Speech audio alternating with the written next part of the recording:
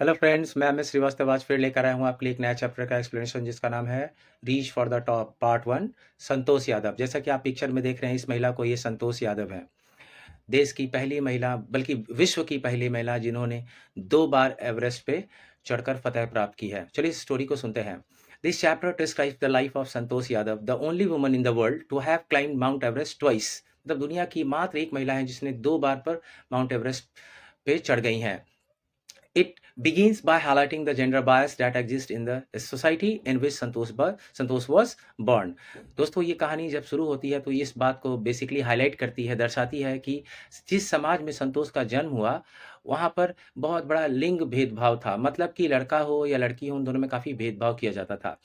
In this society, the birth of a son was considered a blessing, while the birth of a daughter was not generally welcomed। मतलब इस समाज में लड़कों का जब जन्म होता था तो उसका सभी लोग स्वागत करते थे और सभी लोग उसको भगवान का आशीर्वाद मानते थे। और जब लड़कियों का जन्म होता था तो बहुत ज़्यादा खुशियाँ मनाई नहीं जाती थी, बहुत लोग खुश नहीं होते थे, बोलते थे ओके है, ठीक ठाक है। When her mother was expecting संतोष, जब संतोष का जन्म होने वाला था, a traveling holy man, एक साधु गुजरता हुआ आया, and he assumed that she wanted a son। उनके दरवाजे पर जब पहुंचा तो संतोष की माँ को देखकर ऐसा लगा कि संतोष की माँ चाहती हैं कि साधु जी उनको बेटा होने का आशीर्वाद दें। However, Santosh's grandmother, who was present at the time, told the holy man that they did not want a son। हालांकि दादी जी ने कहा कि नहीं, हमें लड़का का आशीर्वाद नहीं चाहिए, लड़की होने का आशीर्वाद दीजिए। This surprised both the holy man and everyone else present। तो वहां पर साधु जो थे वो भी सरप्राइज हो गए और अन्य जो लोग वहां पे इकट्ठे थे वो भी सरप्राइज हो गए कि ये लड़का का आशीर्वाद ना मांगकर लड़की का आशीर्वाद मांग रही है, पता नहीं ऐसा क्यों। Nonetheless, however, the holy man gave the requested blessing। लेकिन होली मैन ने यानी साधु ने जो ब्लेसिंग चाहिए था दादी माँ को, वैसा ही ब्लेसिंग्स दे दिया। मतलब उनको कह दिया कि जाइए, आपके यहाँ लड़की ही होगी इस बार। And Santosh was finally born as the sixth child in a family of 5 sons। तो फाइनली 5 भाइयों के बाद संतोष का जन्म हुआ, यानी कि छठी संतान। Making her the only daughter and the youngest of 6 siblings, यानी कि 6 भाई बहनों में वो सबसे छोटी बहन हुई। अब आगे चलते हैं। She was given the name Santosh. Finally उस लड़की का नाम संतोष रखा गया, जिसका मतलब होता है कंटेंटमेंट, मतलब संतुष्टि, संतोष। But she was not content with the traditional way of life that was expected of her. लेकिन जिस तरह ट्रेडिशनल वे ऑफ लाइफ वो गांव में वो जी रही थी, आम जैसी लड़कियां जीती हैं गांव में, उस तरह का लाइफ उसको पसंद नहीं था, उससे वो संतुष्ट नहीं थी। She prefer to wear shorts instead of traditional Indian dresses. मतलब जो उस वक्त भारतीय लड़कियां जो जिस तरह इंडियन ड्रेसेस पहनती थीं उस वक्त, वैसी ड्रेसेस उनको पहनना पसंद नहीं आता था। वो शॉर्ट्स पहनना चाहती थी और पहनने की कोशिश करती थी। And was determined to live life on her own terms. और उन्होंने अटल इरादा कर लिया था कि मुझे अपने हिसाब से जीना है, इस समाज के रीति रिवाज और नियमों के हिसाब से मुझे नहीं जीना है। She believed that if she chose a correct and rational path, those around her had to change। वो not her, उन्होंने ये माना कि अगर वो एक सही रास्ता चुनती है एंड रैशनल मतलब लॉजिकल पाथ चुनती है, तो जो लोग भी उसके आसपास हैं उनको बदलना पड़ेगा, ना कि मुझे बदलना पड़ेगा। Despite coming from an affluent family, Santosh had to attend a local village school due to family custom। Actually वहाँ पे गांव में एक रिवाज था कि जो लड़कियां हैं वो गांव के प्राथमिक विद्यालय में ही पढ़ेंगी और लड़के जो हैं बाहर जा सकते हैं पढ़ने के लिए। लेकिन संतोष यादव के माता पिता काफ़ी एफ्लुएंट है, मतलब रिच थे, और फिर भी उसको उसी गांव के स्कूल में पढ़ना पड़ रहा था। ये उसको बहुत बुरा लगता था। However, at the age of 16, when most girls in her village got married, she was under pressure from her parents to do the same। जब वो 16 साल की हुई तो नॉर्मली उस गांव में सभी लड़कियों की शादी कर दी जाती थी इस उम्र में, तो इन पर भी प्रेशर था कि तुम भी शादी कर लो, है ना। But Santosh was determined to pursue her education and threatened her parents that she would never marry if she did not get a proper education. लेकिन संतोष ना इस बात पर अडिग हो गई कि वो अपना स्टडीज को, अपने एजुकेशन को आगे कंटिन्यू कराना चाहती हैं, और उन्होंने धमकी दिया अपने माता पिता को कि वो शादी तभी करेंगी जब तक उनको प्रॉपर एजुकेशन नहीं मिलता। मेरे भाई सब जब आगे पढ़ सकते हैं, वो बाहर जाकर पढ़ रहे हैं, तो मैं क्यों नहीं। शी लेफ्ट होम, और फाइनली ये करके उन्होंने घर छोड़ दिया। And enrolled in a school in Delhi, वो दिल्ली चली गई पढ़ने के लिए, planning to work part time to pay her education if her parents refuse to pay. तो पापा मम्मी ने कहा कि तुम जाओ दिल्ली, लेकिन हम लोग फी पे नहीं करेंगे, तो उन्होंने पार्ट टाइम जॉब करना शुरू कर दिया। अब उनके पेरेंट्स को लगा कि समाज में बदनामी होगी कि बेटी काम करके खुद पढ़ाई कर रही है दिल्ली में, अब बाप माँ लोग इतने पैसे वाले हैं, तो उन्होंने फाइनली दे अग्रीड टू पे फॉर हर एजुकेशन, और इसलिए उन्होंने उनके एजुकेशन का खर्चा उठाना शुरू कर दिया। Santosh continued to pursue education and move to Jaipur. Finally वो अपना एजुकेशन को कंटिन्यू करते करते फिर आगे वो जयपुर में उन्होंने महारानी कॉलेज में एडमिशन लिया, और वहाँ पर एक कस्तूरबा हॉस्टल था, वहाँ पे वो रहकर पढ़ाई करती थी। She became interested in mountaineering after watching villagers and mountaineers from her room window। और अपनी रूम विंडो से वो सामने देखती थी, तो उनकी अरावली पहाड़ का रेंज था उनको दिखता था वहाँ से। तो वहाँ पर बहुत सारे विलेजर्स और माउंटेनियर्स जो है जाते थे पहाड़ों पर ऊपर ट्रेकिंग के लिए। तो इनको कभी-कभी लगता था कि लोग उधर से गुजरते हैं, ऊपर जाकर गायब हो जाते हैं, पता नहीं ये क्या है। तो एक दिन वो जाकर देखती है और देखती कह रही ये लोग तो माउंटेनियर्स हैं, ये लोग माउंटेनियरिंग सीख रहे हैं यहाँ पर, सभी ट्रेनी हैं।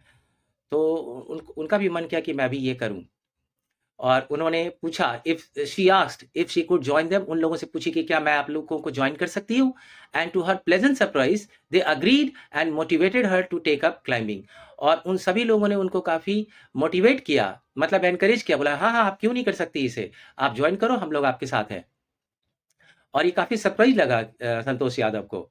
संतोष went on to enrol in a mountaineering course. उसके बाद उन्होंने माउंटेनियरिंग कोर्स में अपना एडमिशन करवाया उत्तरकाशी के नेहरू इंस्टीट्यूट ऑफ माउंटेनियरिंग में, वेयर शी होन्ड हर, मतलब शार्पेंड हर क्लाइंबिंग स्किल। वहाँ पे अपने क्लाइंबिंग स्किल को उन्होंने होन किया, मतलब शार्प किया और अच्छा बनाया अपने स्किल को। And developed a remarkable resistance to cold and altitude. और कोल्ड पर ठंडे जगह पर जाने पर, और हाइट, एल्टीट्यूड का मतलब हाइट होता है, और ऊंची जगह जाने पर और जहाँ पे ढेर सारा ठंड हो, तो आप कैसे उसको रेजिस्ट करेंगे, मतलब कैसे अपने आप को उस वातावरण में ढाल लेंगे, अपने ठंड को सह पाएंगे, ये सब उन्होंने सीखा वहां पर उस इंस्टीट्यूट में। She proved herself repeatedly, and in 1992, at the age of just 20, she became the youngest woman in the world to scale Mount Everest। और उन्होंने अपने आप को बार बार साबित किया, और 1992 में फाइनली वो गौरव का पल आया, क्षण आया, जब वो मात्र 20 साल की उम्र में पूरी दुनिया की पहली महिला बनी जिन्होंने माउंट एवरेस्ट पे फतह प्राप्त कर ली हो। स्केल का मतलब रीच है, क्लाइंब है।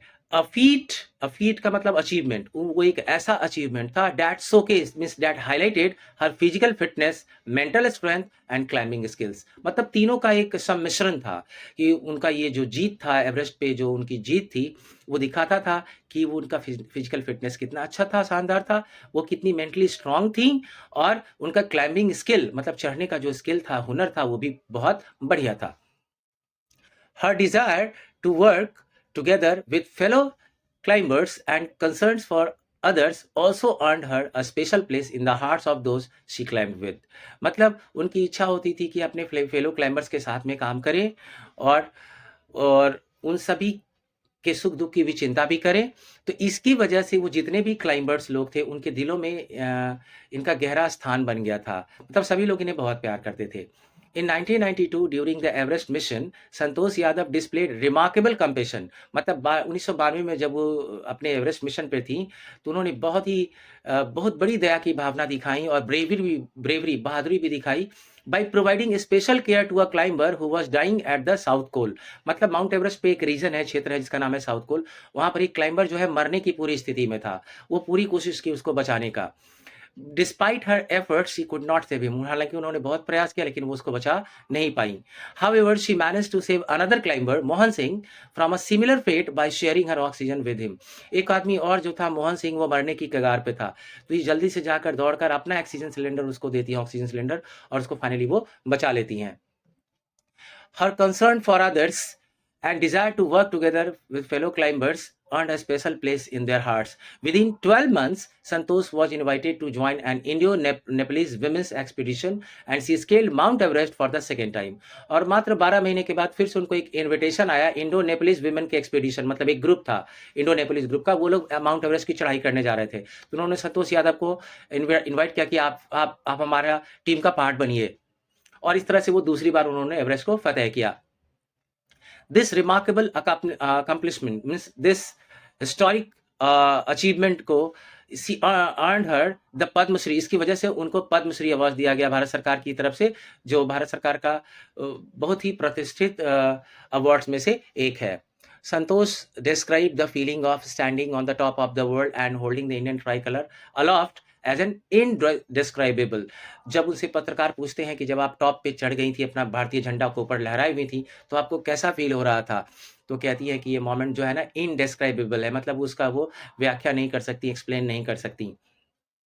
वो कहती हैं कि एक स्पिरिचुअल मोमेंट था, मतलब काफ़ी अध्यात्म से रिलेटेड गॉडली मोमेंट था, डिवाइन मोमेंट था, that made her feel proud as an Indian, जो उसको एक भारतीय होने पे गर्व महसूस करा रहा था। She was also an environmentalist.